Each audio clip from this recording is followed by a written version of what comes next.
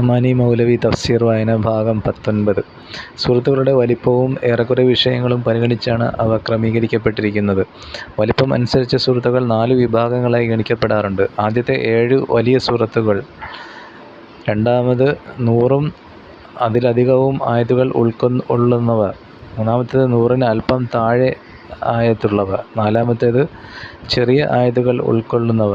ഇവയിൽ ആദ്യത്തെ വിഭാഗം തൗറാത്തിൻ്റെ സ്ഥാനത്തും രണ്ടാം വിഭാഗം ഇഞ്ചീലിൻ്റെ സ്ഥാനത്തും മൂന്നാമത്തേത് സബൂറിൻ്റെ സ്ഥാനത്തും നിലകൊള്ളുന്നുവെന്നും നാലാമത്തെ വിഭാഗം നബി സല്ലല്ലാഹു അലൈഹി വസല്ലമയ്ക്ക് ലഭിച്ച പ്രത്യേകതരം വിഭാഗമാണെന്നും കാണിക്കുന്ന ചില റിവായത്തുകൾ, നിവേദനങ്ങൾ മഹാനായ ഇബ്നു ജരീർ റളിയല്ലാഹു അൻഹു അദ്ദേഹത്തിൻ്റെ സുപ്രസിദ്ധ തഫ്സീർ ഗ്രന്ഥത്തിൽ രേഖപ്പെടുത്തിയിട്ടുണ്ട്.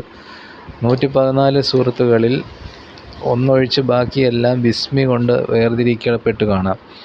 9-ാമത്തെ സൂറയായ തൗബയുടെ തുടക്കത്തിൽ മാത്രമാണ് ബിസ്മി ഇല്ലാത്തത്. അതിന് പല കാരണങ്ങൾ പണ്ഡിതന്മാർ പറഞ്ഞിട്ടുണ്ട്. യഥാസ്ഥാനത്ത് അത് വിശദീകരിക്കുന്നതാണ്. ഏതായാലും അബൂബക്കർ റളിയല്ലാഹു അൻഹുവിൻ്റെ കാലത്ത് ഉണ്ടായ ക്രമീകരണവും ഉസ്മാൻ റളിയല്ലാഹു അൻഹുവിൻ്റെ കോപ്പി വിതരണവും മുഖേന വിശുദ്ധ ഖുർആനിൽ ഭിന്നിപ്പുണ്ടായേക്കാനുള്ള മാർഗങ്ങൾ അടയ്ക്കപ്പെട്ടു.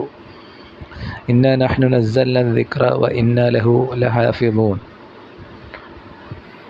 പ്രമാണത്തെ ഖുർആനെ നാമാണ് അവതരിപ്പിച്ചത്, നാം തന്നെ അതിന് കാത്തു സൂക്ഷിക്കുന്നവനുമാണ് എന്ന അല്ലാഹുവിൻ്റെ വാഗ്ദാനം ഇതുമൂലം പൂർത്തിയാക്കുകയും ചെയ്തു.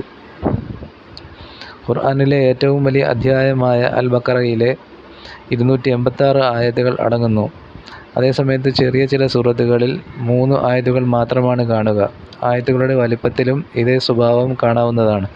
ചില ആയത്തുകൾ ഏറെക്കുറെ 1 പേജോളം വലിപ്പമുണ്ടെങ്കിൽ വേറെ ചില ആയത്തുകൾ 1-2 പദങ്ങൾ മാത്രം അടങ്ങുന്നതായിരിക്കും. ആയത്തുകൾ തമ്മിൽ വിഷയപരമായ ബന്ധങ്ങൾ മാത്രമല്ല, പലപ്പോഴും ഘടനാപരവും വ്യാകരണപരവുമായ ബന്ധങ്ങളും ഉണ്ടായിരിക്കും. അഥവാ ചില അവസരങ്ങളിൽ ഒന്നിലധികം ആയത്തുകൾ കൂടിച്ചേർന്നായിരിക്കും ഒരു വാക്യം പൂർത്തിയാവുന്നത്.